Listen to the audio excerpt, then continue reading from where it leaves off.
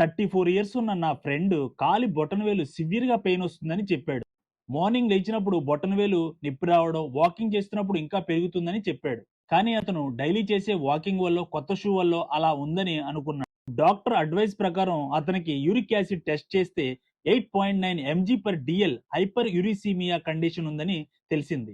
Recent days లో uric acid cases ఎక్కువగా పెరగడానికి గల కారణాలు ఎక్సెస్ ప్రోటీన్ డైట్, ఆల్కహాల్, లో intake of water, sugary drinks and sedentary life style.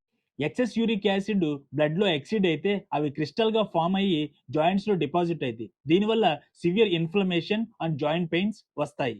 Uric acid ని కంట్రోల్లో ఉంచుకోవాలంటే hydration, balanced diet, weight control, regular monitoring ఉండాలి. Uric acid old age problem కాదు, యంగ్ జనరేషన్ లో కూడా కామన్.